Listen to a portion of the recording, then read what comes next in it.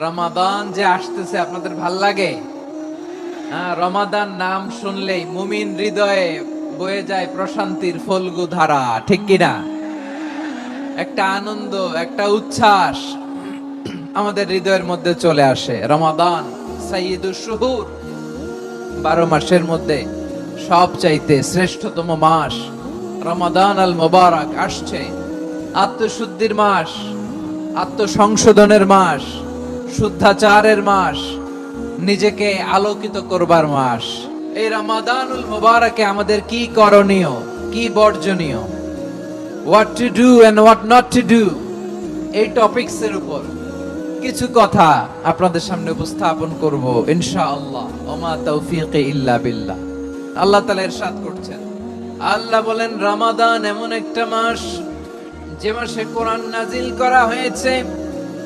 আর এই কোরআন হচ্ছে বিশ্ব মানবের জন্য পথ নির্দেশিকা, হেদায়েতের সুস্পষ্ট বর্ণনা এবং সত্য মিথ্যা পৃথক করার আসমানি মানদণ্ড রূপে জামিনে আমাদের জন্য কোরআন নাজিল করেছে কে? আওয়াজ করে বলেন তো, আল্লাহর নাজিল করা এই কোরআনে কোনো ভুল আছে? সন্দেহ আছে? সংশয় আছে? বিয়ন্ডলেস, বাউন্ডলেস, বটমলেস এমন কিতাব যেটা পড়ে গবেষণা করে এর তথ্য, উপাত্ত, ইনফরমেশন, লেসন নিয়ে শেষ করা যায় না। সুবহানাল্লাহ। আল্লাহ বলেন এই কোরআনকে আমি রমাদানে নাজিল করেছি, যেটা বিশ্ব মানবের জন্য পথ নির্দেশিকা।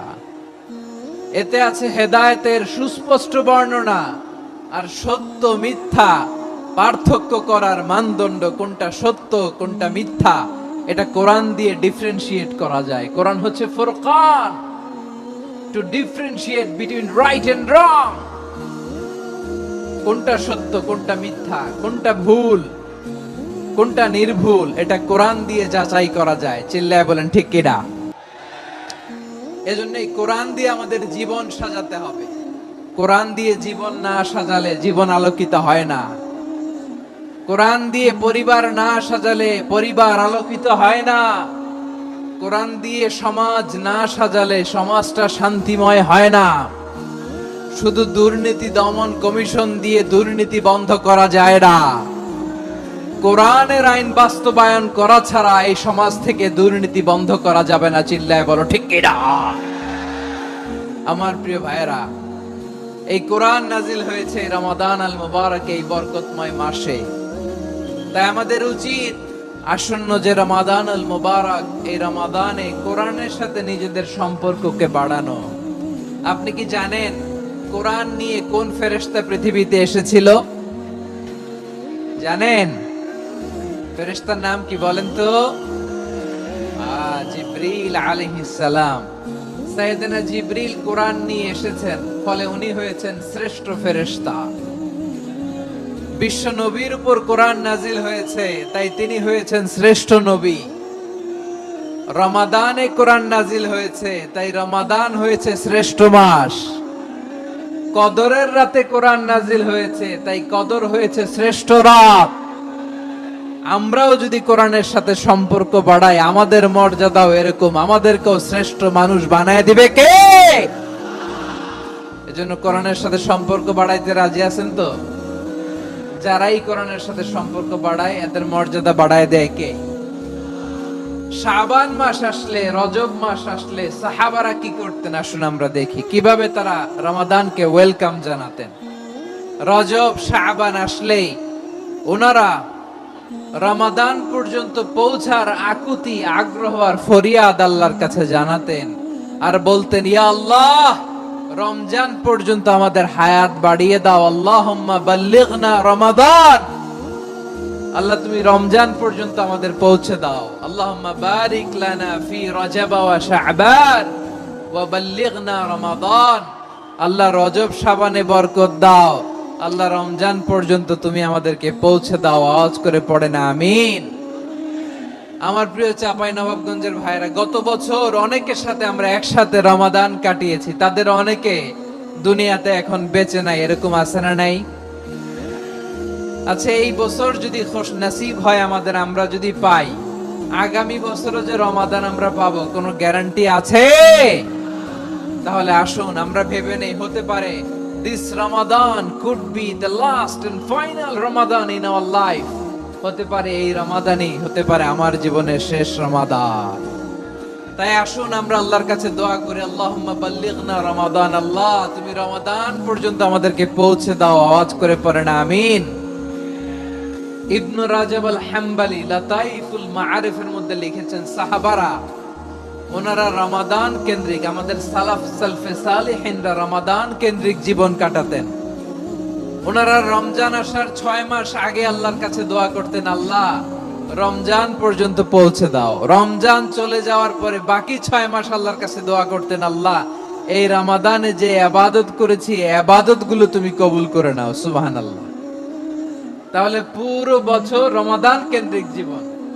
রমজান আসার আগে 6 মাস দোয়া করতো, আল্লাহ আমরা যেন রমজান পাই।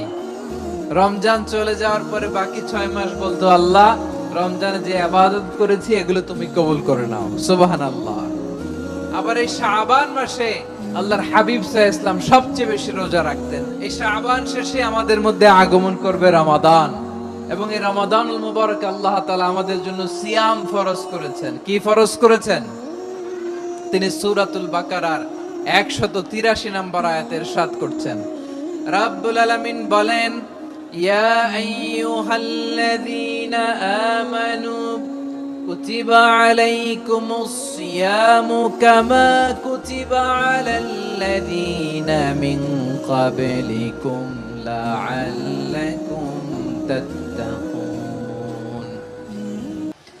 আল্লাহ বলেন, ও বিশ্বাসীরা শোনো শোনো, তোমাদের জন্য সিয়ামকে ফরজ করা হয়েছে ঠিক যেমন ভাবে তোমাদের পূর্ববর্তী উম্মতদের উপরও সিয়ামকে ফরজ করা হয়েছিল, লাআল্লাকুম তাত্তাকুন, যাতে করে তোমরা সবাই মুত্তাকি হতে পারো।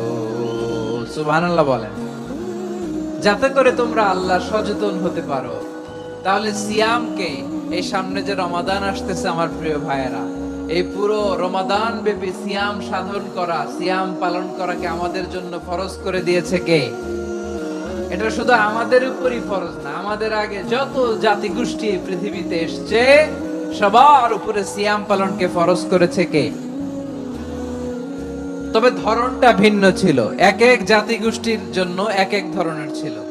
আমাদের জন্য সিয়াম ফরজ টানা 1 মাস 30 দিন বা 29 দিন। পূর্ববর্তী অনেক উম্মতের উপর 1 মাস ছিল না, 3টা ফরজ ছিল। কয়টা? প্রতি মাসের 13, 14, 15 ফরজ ছিল তাদের জন্য। কারো জন্য শুধু একটা, আশুরার রোজা। কোন কোন উম্মতের জন্য 10টা।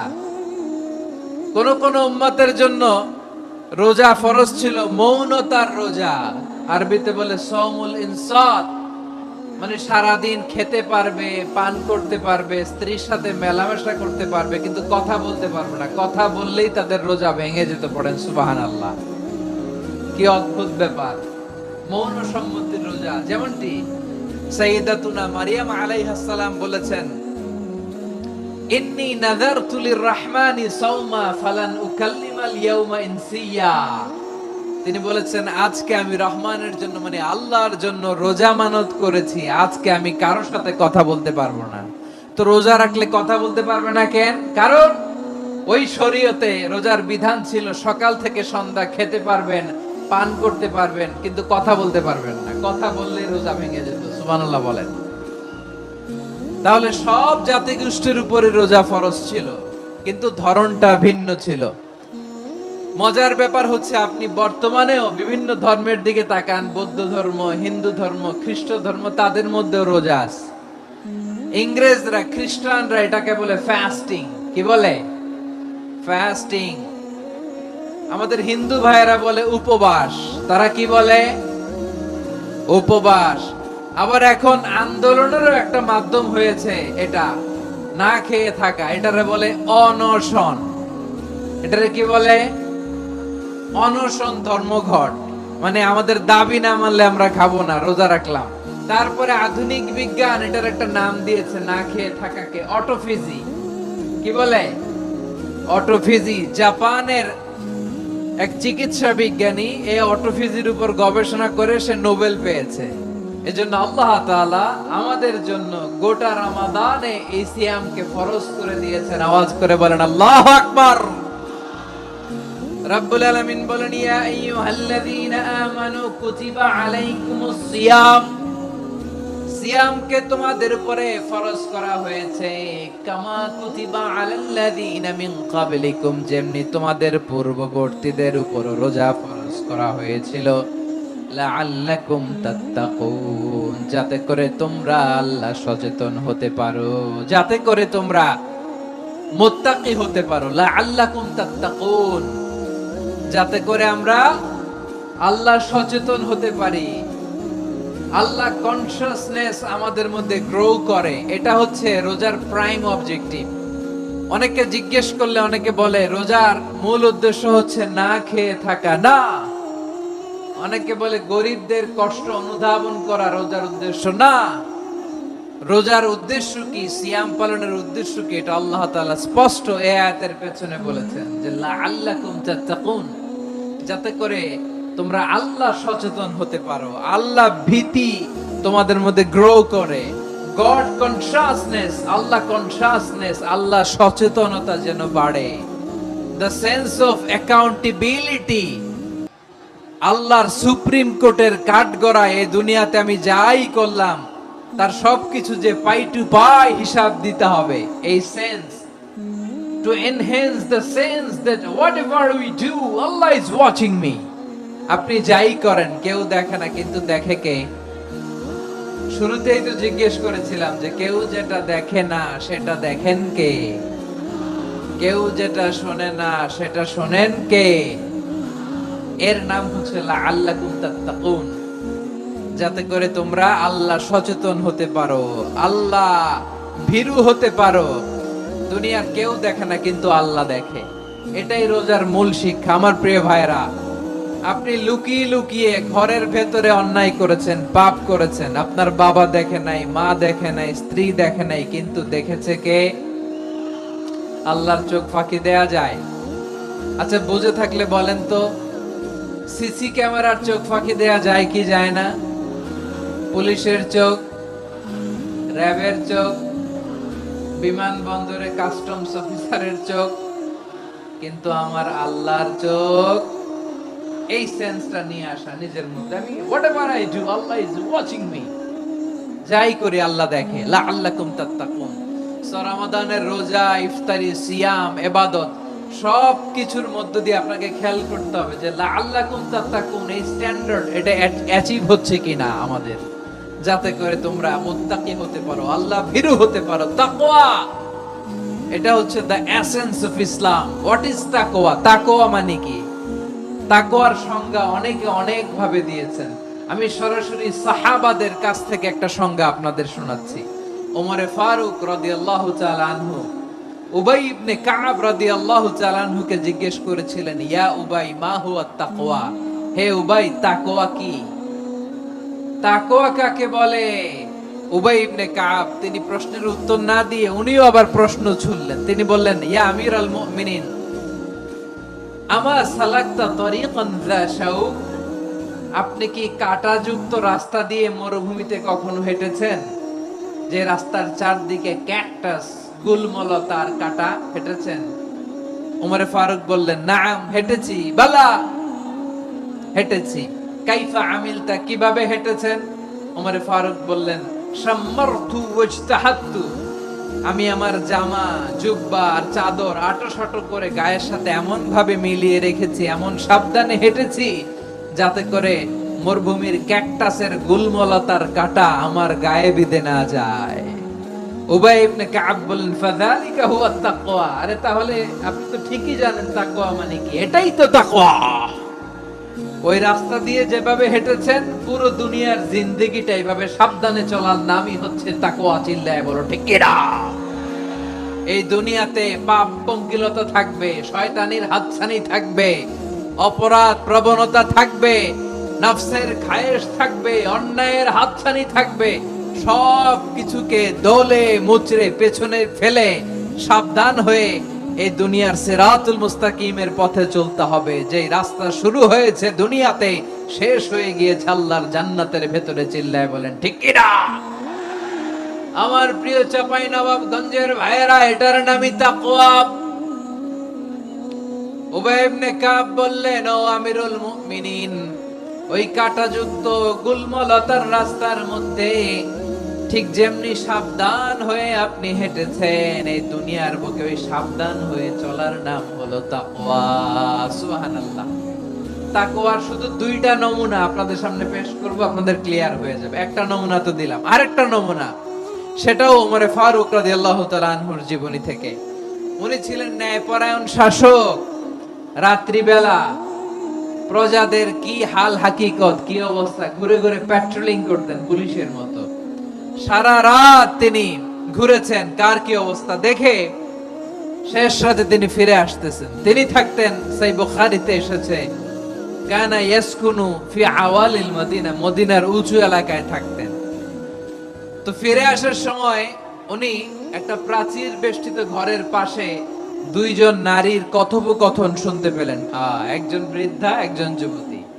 উনি কান লাগিয়ে শুনতে পাচ্ছেন। বৃদ্ধা মা, ওমর ফারুক কাউকে দেখতে পাচ্ছেন না, শুনতে পাচ্ছেন। বৃদ্ধা মা তার যুবতী মেয়েকে বলে, এই তাড়াতাড়ি উটের দুধ দহন করে উটের দুধের সাথে পানি মিশাও, তাইলে কালকে বাজারে মদিনায় বেশি দামে বিক্রি করা যাবে, লাভ হবে অনেক। বৃদ্ধা মহিলা এটা বললেন।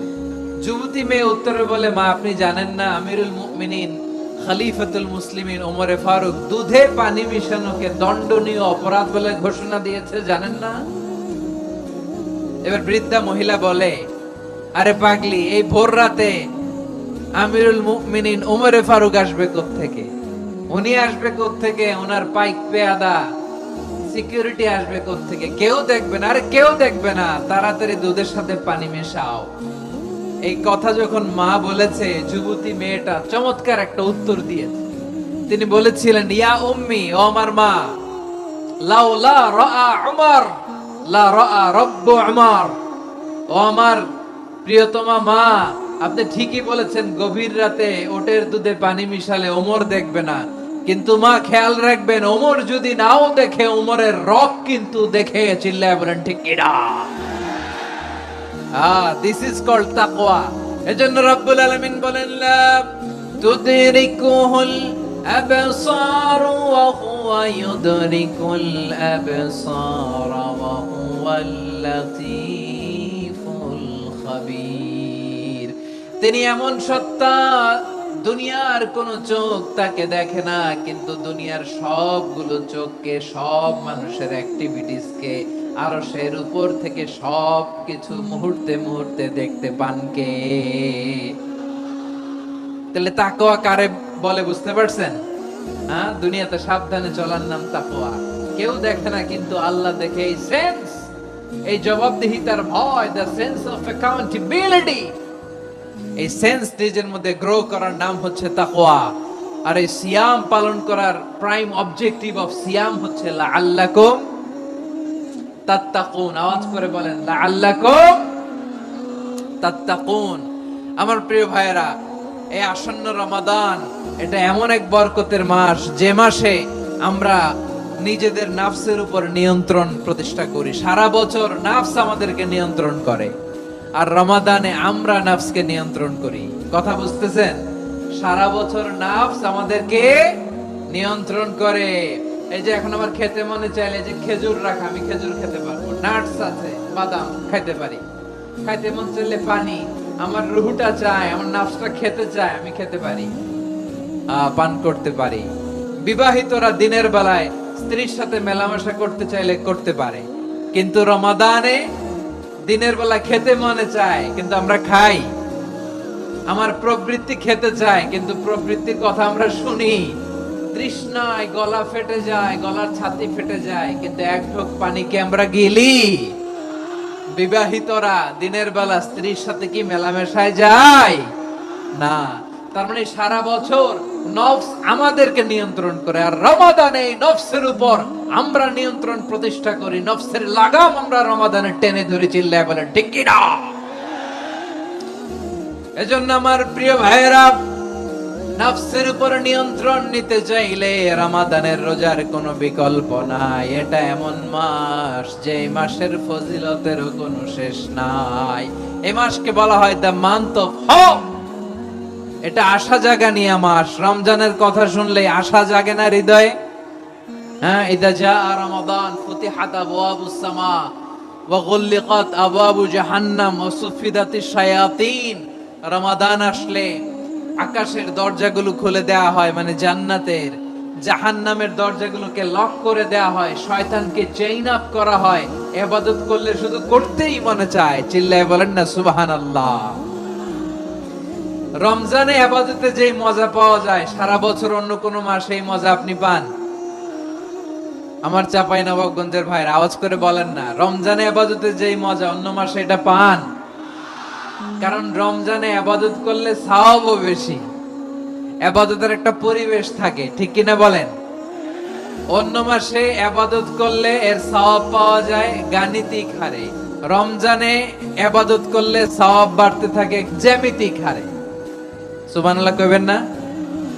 অন্য মাসে সওয়াব বাড়ে গাণিতিক হারে, রমাদানে ইবাদত করলে সওয়াব বাড়ে কিভাবে? জ্যামিতিক হারে বাড়ে। দেখেন, রমাদানে একটা নফল করলে ফরজের সমান সওয়াব, একটা ফরজ করলে 70 থেকে 700 গুণ সওয়াব, রমজানে উমরা করলে হজের সমান সওয়াব। দ্য মান্থ অফ হোপ, আশা জাগানিয়া মাস। এই মাস আমাদেরকে হোপফুল করে, আশাবাদী করে। রমাদান যেমনি দ্য মান্থ অফ হোপ, আশা জাগানিয়া মাস, এট দ্য সেম টাইম এই রমাদান হচ্ছে মান্থ অফ ওয়ার্নিং, একটা ওয়ার্নিং এর মাস। নবী যেমনি আশা জাগাইছে আবার ওয়ার্নিং দিয়েও গেছে, খবরদার। ওয়ার্নিংটা কেমন? আল্লাহর হাবিব সাল্লাল্লাহু আলাইহি ওয়াসাল্লাম মসজিদে নববীর ভেতরে হঠাৎ তিনি মসজিদে নববীর মিম্বারে পা রেখে বললেন আমিন। দ্বিতীয় ধাপে পা রেখে বললেন আমিন, তৃতীয় ধাপে পা রেখে বললেন আমিন। সাহাবারা অবাক হয়ে বললেন, ইয়া রাসূলুল্লাহ, ইয়া হাবিবাল্লাহ, তিনবার শুধু আমিন আমিন পড়লেন, কেন পড়লেন আমরা কিছু জানি না, আমাদেরকে জানিয়ে দেন কেন আপনি তিনবার আমিন বললেন? রাহমাতাল লিল আলামিন আল্লাহর হাবিব বললেন, ও আমার প্রাণের সাহাবীরা, আমি যখন মসজিদে নববীর মিম্বারের প্রথম ধাপে পা রেখেছি, সাইয়েদনা জিবরিল এসে আমাকে বলেছে, ও নবী, আপনার নাম শুনে যে ব্যক্তি আপনার উপর দুরূদ পড়ে না তার ধ্বংস। আপনি বলেন আমিন। আমি বলেছি আমিন। দ্বিতীয় ধাপে পা রাখার পর সাইয়েদনা জিবরিল বললেন, ইয়া রাসূলুল্লাহ, মাতা পিতাকে বার্ধক্য অবস্থায় পেয়ে তাদের সেবা করে, তাদের সাথে সদাচরণ করে যে সন্তান জান্নাত কামাতে পারলো না তার জন্য ধ্বংস। আপনি বলেন আমিন। আমি বলেছি আমিন। আবার মিম্বারের তৃতীয় ধাপে ঠিক যখনই আমি পা রাখলাম, সাইয়েদনা জিবরাইল বললেন, নবী, রমজান মাস পাওয়ার পরে এই মাসে ইবাদত করে যে ব্যক্তি নিজের গুনাহ মাফ করাতে পারলো না তার জন্য ধ্বংস। আপনি আওয়াজ করে পড়েন আমিন। কত বড় ধমক, কত বড় ওয়ার্নিং দেখছেন! যে রমাদান পেয়েছে কিন্তু রমাদানের ইবাদত করার মধ্য দিয়ে সে নিজেকে জাহান্নাম থেকে মুক্ত বানাতে পারলো না, তার উপর আল্লাহর লানত, তার জন্য ধ্বংস। সাইয়েদনা জিবরাইল বলেছেন আমিন, স্বয়ং বিশ্বনবীও বলেছেন আমিন। আওয়াজ করে পড়েন নাউযুবিল্লাহ। তাহলে রমজান আসবে আর আমরা নিজেদেরকে জাহান্নামীদের লিস্ট থেকে নাম কাটিয়ে জান্নাতীদের লিস্টে উঠাতে পারবো না। এর চেয়ে বড় হতভাগা কি আর কেউ থাকতে পারে? তাহলে রমাদানের এই রহমত, বরকত, মাগফিরাত, ফজিলত আমাদের কামাই করার দরকার আছে না নাই? আমার প্রিয় ভাইয়েরা, আপনি পৃথিবীতে যত ইবাদত করেন সব ইবাদতের সওয়াব নির্ধারিত। এটা পাবেন বা ওইটা পাবেন, এই সওয়াব জান্নাতে, এই বাড়ি ওই বাড়ি। শুধু সিয়ামের সওয়াবটা অনির্ধারিত। কুল্লু আমালি ইবনে আদম ইউদাআফ আল হাসানাতু আশরু আমসালিহা ইলা 700 দি'ফিন ইল্লা সাওম। সব নেক আমলের সওয়াব বাড়তে বাড়তে 700 গুণ, কিন্তু রোজা ছাড়া। রোজার সওয়াব কি হবে? বান্দা খালি রোজা রাখে, ফেরেশতারা কিছু লিখতে পারে না আমল নামায়, কারণ আল্লাহ বলে এটা কিছু লিখিস না, কারণ আস-সাওমু লি এই রোজা রাখছে আমার জন্য, ওয়া আনা আজজি বিহি, এই রোজার সওয়াব, প্রতিদান, অ্যাওয়ার্ড এটা কিয়ামতের দিন আমি আল্লাহ নিজ হাতে দেব, নিজ হাতে দেব। আরেক বর্ণনায় এসেছে ওয়া আনা উজজাবি, আমি আল্লাহ নিজেই হয়ে যাব রোজার প্রতিদান। সুবহানাল্লাহ পড়েন। আবার আল্লাহর হাবিব বলেন ইন্না ফিল জান্নাতি সামানিয়াতু আবওয়াব, জান্নাতের দরজা মোট 8টা। ফিহা বাবুন ইউসাম্মা আর-রায়্যান, 8টা দরজার মধ্যে স্পেশাল একটা দরজা আছে, ওই দরজাটার নাম হলো আর-রায়্যান। রায়্যান দরজা লা ইয়াদখুলুহু ইল্লাস সাইমুন, রোজাদাররা ছাড়া কেউ ওই রায়্যান দরজা দিয়ে জান্নাতে ঢুকতে পারবে না। শুধু রোজাদারদের জন্য ওই দরজাটা খোলা থাকবে। দরজাটার নাম আর রায়্যান। শব্দটা কেমন লাগে? ভালো লাগে। অনাগত সন্তান যদি কারো আসে, ছেলে সন্তান, নাম রেখে দিয়েন আর রায়্যান। কি নাম? লা ইয়াদখুলুহু ইল্লাস সাইমুন, রোজাদাররা ছাড়া কেউ ঢুকতে পারবে না। মান দাখালাহু লাম ইয়াজমা আবাদা, একবার যে এই গেট দিয়ে ঢুকবে, he will never be thirsty again, তার গলা থেকে চিরকালের জন্য আল্লাহ তৃষ্ণা মিটায়া দিবে। আমরা এই রায়্যান দরজা দিয়ে সেদিন জান্নাতে ঢুকতে চাই কি চাই না? আমার প্রিয় ভাইরা, প্রতি রাতে রমাদানে আল্লাহর ফেরেশতারা আহ্বান জানায়, ইয়া বাগিয়াল খাইরি আকবিল, ইয়া বাগিয়াশ শাররি আকসির, হে কল্যাণের পথের যাত্রী, আকবিল প্রসিড, আরো ইবাদত করো, আগাও আগাও, আরো জান্নাতের নাজ নেয়ামত কামাও। হে অকল্যাণের পথের যাত্রী, আকসির, স্টপ স্টপ, অনেক হয়েছে। আন্না, এই রমাদান এটা পাপের মাস নয়, এটা ইবাদত করে জান্নাত কামানোর মাস। চিল্লায় বলো ঠিক কি না?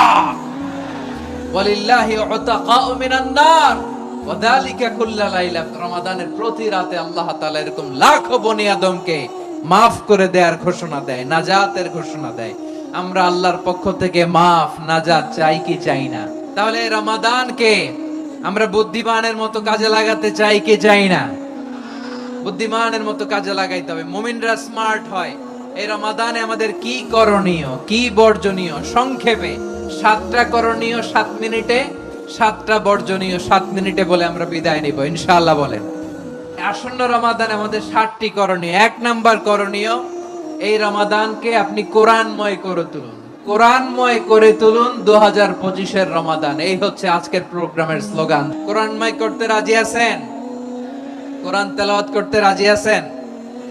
আমার প্রিয় ভাইরা, ধীরস্থির ভাবে কোরআন তেলাওয়াত করুন, তাড়াহুড়ো করে নয়।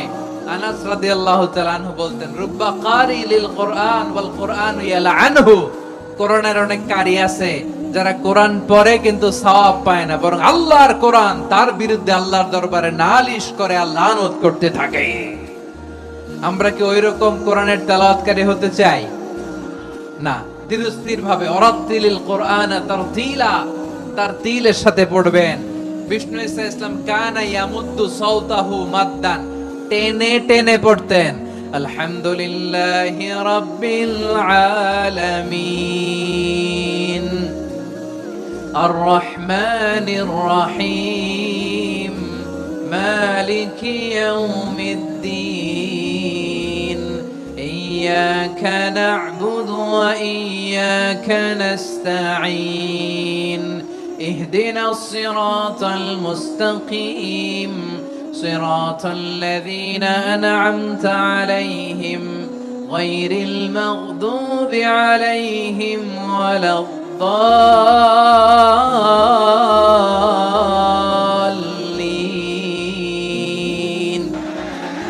كان يمد صوته مدا টেনে টেনে পড়তেন وكان يقطع آية آية প্রত্যেক আয়াত পড়ে পড়ে তিনি থামতেন এভাবে কোরআন পড়তে হবে আমাদের অনেক মা বোনেরা আজকের এই চাঁপাইনবাবগঞ্জের প্রোগ্রামের অনেকগুলো মহিলা প্যান্ডেল আমি ল্যান্ডিং করার সময় দেখেছি আমার অনেক বোনেরা ওনারা কোরআন খতম করতে যে এমন ভাবে তেলাওয়াত করেন কোরআন তেলাওয়াতের আদব আর অবশিষ্ট থাকে না আমরা তারতিলের সাথে তেলাওয়াত করব যেমনটি আমি পড়ে শোনালাম বিষ্ণু ইসলাম প্রতি আয়াত শেষে থামতেন টেনে টেনে পড়তেন তারতিলের সাথে পড়তেন সুর করে পড়তেন। মান লাম ইয়াতাগান্না বিল কুরআন ফালাইসা মিন্না, যে সুর করে কোরআন পড়ে না সে আমার উম্মত হতে পারে।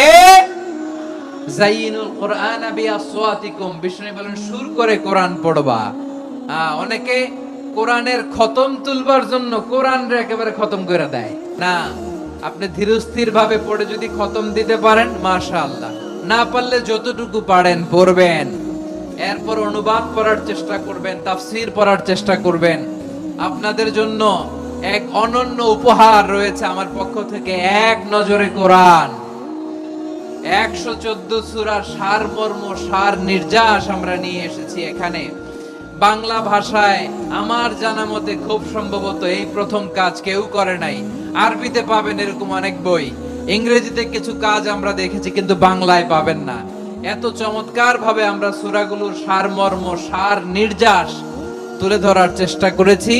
5 পৃষ্ঠায় আপনি জেনে যাবেন এই সূরার সেন্ট্রাল থিম কি, এই সূরায় কি কি নিয়ে আলোচনা করা হয়েছে, এই সূরা থেকে মূল লেসন কি, মূল শিক্ষা কি, সহজে আপনারা বুঝে যাবেন। সুযোগ হলে এটা সংগ্রহ করবেন। আপনারা যে কোনো ধরনের ভালো অনুবাদ আপনারা পড়বেন, তাফসীর পড়বেন। আমরা কোরআনময় করতে চাই। খতম কোরআনে রমাদানের 1 খতম দেওয়ার একটা সহজ পদ্ধতি হচ্ছে, রমাদানের প্রতি নামাজের পরে 4 পৃষ্ঠা। প্রতি নামাজের পরে কয় পৃষ্ঠা? 4 পৃষ্ঠা। তাহলে 5 ওয়াক্তে 4 পাঁচা 20 পৃষ্ঠা। হেফজ কোরআন গুলো 20 পৃষ্ঠা এক পারা। এভাবে 30 দিনে আপনার 1 খতম হয়ে যাবে। আমরা যেন তার দিলের সাথে বিশুদ্ধভাবে কোরআন তেলাওয়াত করতে পারি, আল্লাহ তৌফিক দান করুক। পড়ে না আমিন। 2 নাম্বার করণীয়, ধীরস্থির ভাবে তারাবির সালাত গুলো যেন আমরা আদায় করি। তাড়াহুড়ো করবেন না আল্লাহর ওয়াস্তে, তাড়াহুড়ো করবেন না, তাহলে কোরআন আমাদের জন্য বদদোয়া করবে। তাড়াহুড়ো করবেন তারাবির নামাজে। তারাবির নামাজ সালাতুত তারাবিহ মানে বিশ্রামের নামাজ। আর আমরা পড়ি সালাতুল কিতার, রেলগাড়ির মতো নামাজ। না, এরকম করবেন না। ইমাম সাহেবদেরকে আশ্বস্ত করুন যে ইমাম সাহেবরা আমরা পিছনে আছি আপনাদের সাথে, আপনি আস্তে আস্তে পড়েন, তার তিলের সাথে পড়েন, ধীরস্থির ভাবে তারাবির সালাত পড়বেন। সারা বছর এই সুযোগ হয় না দাঁড়িয়ে কোরআন শোনার, এরকম আয়োজন ব্যবস্থাপনা সারা বছর আর আমরা পাই বলেন তো না।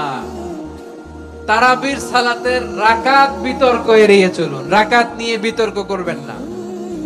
8 রাকাত 20 রাকাত নিয়ে যে মারামারি এই দেশে, এটা শয়তানের ফন্দি। চিল্লায় বলেন এটা কার ফন্দি? আমরা 20 রাকাত পড়ি, আপনারা হয়তো 8 রাকাত পড়েন, কোনো অসুবিধা নাই। আমরা যারা 20 রাকাত আমরা পড়তেছি, আমরা 20 রাকাতের কথাই বলি। 20 রাকাত আমরা পড়বো আজীবন। সৌদি আরবে মক্কা মদিনায় 20 রাকাত পড়ে, কোনো অসুবিধা নাই। অন্যান্য মসজিদ গুলো 8 রাকাত পড়ে, এই নিয়ে এদের মধ্যে মারামারি আছে? হ্যাঁ, এই জন্য রাকাত বিতর্ক এড়িয়ে চলবেন। প্রিয় ভাইয়েরা, আপনার আমল আল্লাহর কাছে কবুল হবে সংখ্যার বিচারে না উত্তমতার বিচারে? বলেন তো। উত্তমতার বিচারে। কত চমৎকার ভাবে আপনি আল্লাহর সামনে দাঁড়াতে পারছেন এটা বিবেচ্য। রুকু সেজদা গুলো সুন্দরভাবে করবেন। রুকু থেকে সোজা হয়ে দাঁড়ানো ওয়াজিব। 2 সেজদার মাঝখানে সোজা হয়ে বসা ওয়াজিব। এই তা'দিলুল আরকান বাদ দিলে হানাফি মাযহাব মতে সৌ সেজদা দিতে হবে, অন্য মাযহাব মতে নামাজই হবে না আপনার। এইজন্য ধীরস্থির ভাবে তারাবির সালাত যেন আমরা আদায় করি। পারা যাবে তো ইনশাআল্লাহ। 3 নাম্বার, তাহাজ্জুদের সালাত আদায় করুন। বছরের অন্যান্য সময় উঠতে পারি না, অনেকে বলে হুজুর উঠতে পারি না, কিন্তু রমাদানে সাহারি খাওয়ার জন্য তো উঠাই লাগে। কি বলেন? আল্লাহর হাবিব বলেন তাসাহহারু ফা ইন্না ফিস সাহুরি বারাকা, তোমরা সাহারি খেও, কেননা সাহারির ভেতরে বরকত ঢুকায় দিয়েছে কে? একটা খেজুর, 1 গ্লাস পানি খেলো সারা দিন আপনাকে তরতাজা রাখে কে? তো সাহারির জন্য যেহেতু উঠতেই হয়, সাহারি খাওয়ার আগে বা পরে 2 রাকাত 4 রাকাত তাহাজ্জুদ পড়া যাবে না? রব্বুল আলামিন বলেন ওয়ামিনাল লাইলি ফাতাহাজ্জাদ বিহি নাফিলাতান লাকা আসা আইয়াবআসাকা রাব্বুকা মাকামান মাহমুদা। ও নবী, রাতের কিছু অংশ সময় তাহাজ্জুদের সালাত আপনি আদায় করবেন, কারণ এই তাহাজ্জুদ হলো আপনার জন্য নাফিলাত আল্লাহ অতিরিক্ত ফরজ, আপনাকে মাকামে মাহমুদে অধিষ্ঠিত করবে কে? এজন্য যারা সম্মানিত হতে চান, সম্মানের আসনে যেতে চান, তাদের জন্য তাহাজ্জুদ অবধারিত। আমরা রমজানে সাহারির আগে তাহাজ্জুদ পড়তে চাই কি চাই না? এই নামাজটারে আল্লাহ বড্ড ভালোবাসেন, কেন জানেন? কারণ গভীর ঘুমকে স্যাক্রিফাইস করে আমরা এই নামাজ পড়ি। ঘুমের আরবি জানা আছে কারো? ঘুমরে আরবিতে কি বলে? অনেকগুলো আরবি আছে। একটা আরবি হচ্ছে নুআস, তন্দ্রা, তন্দ্রা, আমানাতান নুআস কোরআনে এসেছে। আরেকটা আছে ঝিমুনি, ঝিমুনি, এইভাবে ঝিমুনি আসে ঘুমের আগে, এটারে বলে সিনা। এটারে কি বলে? সিনা। স্বাভাবিক ঘুমকে আরবিতে বলে নাউম। স্বাভাবিক ঘুমকে কি বলে? এই সিনা আর নাউমকে আল্লাহ এক আয়াতে এনেছেন, লা তাখুযুহু সিনাতু ওয়ালা নাউম। আল্লাহর তন্দ্রা নাই, ঘুম নাই, ঘুমের আগে যে তন্দ্রা আছে ওইটাও নাই। তাহলে নুআস, সিনা, নাউম পেলাম। আরেকটা ঘুমের আরবি হচ্ছে হুজুদ। এটা মাঝরাতের ঘুম, শেষ রাতের ঘুম, যেই ঘুমটা বড্ড মজা লাগে। কাঁথা টেনে টেনে, ব্ল্যাঙ্কেট টেনে টেনে আরেকটু ঘুমাইতে মন চায়, আরেকটু, আর 1 মিনিট, আর 2 মিনিট, এরকম একটা মজার ঘুম শেষ রাতে আছে না নাই? এই শেষ রাতের ঘুম, এই হুজুদের ঘুমকে স্যাক্রিফাইস করে যেই সালাত পড়া হয়, ওই সালাতের আরবি নাম হচ্ছে সলাতুল হুজুদ বা সলাতুত তাহাজ্জুদ। চিল্লায় বলেন আল্লাহু আকবার। এজন্য আল্লাহ তাআলা এই তাহাজ্জুদের সালাতকে এত পছন্দ করেন। পড়বেন তো রমাদানে। 4 নম্বরে মুক্ত হস্তে দান করুন, মুক্ত হস্তে দান করুন। ওয়ামা আতাইতুম মিন যাকাতিন তুরিদুনা ওয়াজহাল্লাহি ফাউলাইকা হুমুল মুদঈফুন। তোমরা মনে করো না যাকাত দিলে তোমাদের সম্পদ কমে যায়, এটা ভেবো না। বরং তোমরা আল্লাহর খুশির জন্য যে যাকাত দাও, তারপরে তোমার যে সম্পদ থাকে ওই সম্পদের মধ্যে প্রবৃদ্ধি দান করে কে? আপনি মনে করছেন দিলে কমে নাকি বাড়ে? বাড়ে। যেটা দান করেন, কামাসালি হাব্বা আম্বাতাত সাবআ সানাবিলা ফি কুল্লি সুমবুলাতিন মিয়াতি হাব্বা। 1 টাকা দান করলে এটা চারা বীজের মতো, রূপে দিলে 7টা শীষ, প্রতি শীষে হয় 100 শস্য দানা। আল্লাহ যারে চায় এরকম বাড়ায় দেয়, প্রবৃদ্ধি দেয়। সুবহানাল্লাহ। এজন্য মুক্ত হস্তে দান করতে রাজি আছেন? আগে আগে যাকাত ক্যালকুলেট করে রাখেন। আপনার যাকাত বর্ষ যদি পরেও হয়, দেরি করেও হয়, ধরেন যে প্রতি বছর মুহররমে দেন, আপনি আগে দিতে পারবেন। যাকাত অগ্রিম আদায় করা যায়। সুবহানাল্লাহ বলেন। বিষ্ণু ইসলাম রমাদানে এত দান করতেন, কানা আজওয়াদান নাস। কিন্তু রমাদানে আজওয়াদুন নাস আজওয়াদু বিল খাইরি মিনার রিহিল মুরসালা। প্রবাহিত বাতাসের চেয়ে বিশ্বনবী আর অবদান্যতা বেড়ে যেত। প্রবাহিত বাতাস যেমনি সবাইরে বাতাস দেয়, আস্তিক নাস্তিক মুমিন কাফির সবাইকে শীতল করে দেয়, তেমনি নবীজির রমাদানের দান ছিল এমন, কেউ নবীর কাছে চেয়ে ফিরে গিয়েছে এর নজির নাই। জোরে বলেন সুবহানাল্লাহ। রমাদানে দান করব, ইফতার শেয়ার করব। কাউকে ইফতারি করালে সারাদিন রোজা রেখে তার যে সওয়াব, আপনি ইফতার করানোর কারণে আপনার আমলনামায় ওই সওয়াব আল্লাহ ঢুকায় দিবেন। পড়েন সুবহানাল্লাহ। সাহাবারা বললেন, নবী আমরা গরিব মানুষ, ইফতারি খাওয়ানোর পয়সা নাই। আল্লাহর হাবিব বললেন, ওয়ালাউ বিমাজকাতি লাবান, 1 ঢোক দুধ, ওয়ালাউ বিতামরা, 1টাও খেজুর, ওয়ালাউ বিশারবাতিমা, 1 ঢোক পানি খাইয়েও যদি কারো রোজা ভাঙাও, তারপরে ওই সওয়াব তোমার আমলনামায় দিবে কে? তাহলে মুক্ত হস্তে দান করুন, 4 নাম্বার। 5 নাম্বার হচ্ছে কদর তালাশ করুন। রমজানের সবচেয়ে দামি সময়। বিষ্ণু বলেন, মান হুরিমা খাইরাহা ফাকাদ হুরিম। যে কদর মিস করলো সে সব মিস করলো, হি ইজ দ্য লুজার। আচ্ছা বলেন, এই বরকতের মাসে আমরা কি লুজার হতে চাই না গেইনার হতে চাই? ইন্না আনজালনাহু ফি লাইলাতিল কদরি ওয়া মা আদরাকা মা লাইলাতুল কদর লাইলাতুল কদরি খায়রুম মিন আলফি শাহর। পড়েন আল্লাহু আকবার। লাইলাতুল কদরি খায়রুম মিন আলফি শাহর, হাজার মাসের চেয়েও সেরা। 1000 মাসে হয় 83 বছর 4 মাস। 83 বছর 4 মাস টানা ইবাদত করলে যেই সওয়াব, কদরের রাতে ইবাদত করলে অতটুকু সওয়াব আপনি পাবেন, আল্লাহ সেটা বলে নাই। আল্লাহ বলে তার চাইতো বেশি সওয়াব দিয়ে আপনার আমলনামা ভরে দিবে কে? কদর যেন মিস না হয়। 21, 23, 25, 27, 29 নাকি খালি 27? না, ফালতামিসু ফিল আশরিল আওয়াখিরি ফিল মিনাল ভিতরি, রমজানের শেষ দশকের বেজর রাতগুলোকে কদর হিসেবে তালাশ করো। আল্লাহর হাবিব সাল্লাল্লাহু আলাইহি ওয়াসাল্লাম শেষ 10 দিন টানা ইবাদত করতেন, টানা ইবাদত। ইদা জাআল আশরু আহইয়াল লাইলা আইকাযা আহলা ওয়া জাদ্দা ওয়া শাদ্দাল মিজার। সারা রাত জেগে ইবাদতের নজির নবীজির নাই, শুধু রমজানের শেষ দশক ছাড়া। সুবহানাল্লাহ বলেন। নিজেও ঘুমাতেন না, ফাতেমা রাদিয়াল্লাহু তাআলা আনহু, আলী রাদিয়াল্লাহু তাআলা আনহু কাউকে ঘুমাতে দিতেন না, সবাইকে জাগিয়ে তুলতেন। আমরা সারা রাত জেগে ইবাদত করব, রাজি আছেন তো? কদর যেন আমাদের মিস না হয়। আজকে থেকেই ক্যালেন্ডারে মার্ক করে রাখেন, সব কাজ পেছনে ফেলে, সব ব্যস্ততাকে পেছনে ফেলে ইবাদতের জন্য আমরা প্রস্তুত থাকব কদরের রাতে। কোনোভাবে কদর যেন আমাদের মিস না হয়, ইনশাআল্লাহ। বলেন তো সবাই। 6 নম্বরে পারলে ইতিকাফ করবেন। আল্লাহর হাবিব সাল্লাল্লাহু আলাইহি ওয়াসাল্লাম প্রতি বছর 10 দিন ইতিকাফ করতেন। যে বছর ইন্তেকাল করবেন সে বছর 20 দিন ইতিকাফ করেছেন। আপনি বলবেন হুজুর ইতিকাফ না করলে সমস্যা কি?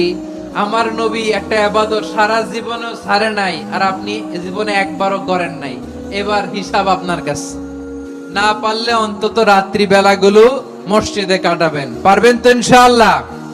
সব শেষে শিশু এবং নারীদের ব্যাপারে বিশেষ খেয়াল রাখবেন। শিশুদের রমাদানের ব্যাপারে উৎসাহ দেন, তাদের প্রস্তুতি নেওয়ান, তাদেরকে রোজা রাখতে দিবেন। আমার ভাইয়েরা এবং বোনেরা, পর্দার আড়ালে মায়েদেরকে বলবো, চাপাই নবাবগঞ্জের মায়েরা, 1 দিন 2 দিন না খেয়ে থাকলে আপনার ছেলে মেয়ে মারা যাবে না।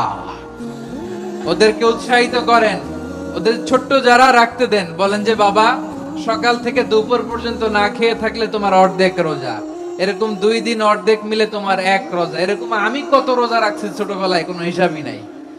আমার দাদি বলতো সকাল থেকে না খেয়ে দুপুর 12টা পর্যন্ত রাখলে নাকি অর্ধেক হয়, এরপরের দিন অর্ধেক, 2 অর্ধেক মিলে 1 রোজা। এটা তো আসলে রোজা হয় না, কিন্তু তাকে উৎসাহ দেয়া। ইফতার প্রোগ্রামগুলোতে নিবেন আমাদের বাচ্চাদেরকে, দেখবেন যে ওর ক্ষুধা লাগতেছে, খায় না, কারণ কেউ খায় না। একজন আজান দিচ্ছে, সবাই খেজুর নিয়ে ইফতার করতেছে। এই দৃশ্য, এই ট্রেডিশন, এই ইবাদত, এই তারবিয়া ওর আগামীর জীবনটাকে সুন্দর করবে। চিল্লায়া বলেন ঠিক কি না? এভাবে আগামীর প্রজন্মকে আমাদের গড়তে হবে। শিশুদের রোজার ব্যাপারে প্রস্তুতি নিন, উৎসাহ দিন। আর নারীদেরকে কষ্ট দিবেন না। সারা দিন পেঁয়াজু, আলুর চপ, বেগুনি, পাকোড়া, ছোলা, মুড়ি, শরবত, রুয়াবজা আছে না নাই? বানাতে বানাতে আমাদের বোনেরা কাহিল হয়ে যায়, আর তারাবি পড়তে পারে না, ইবাদত করতে পারে না। আমরা যেন আমাদের বোনদের প্রতি ইহসান করি। পারবেন?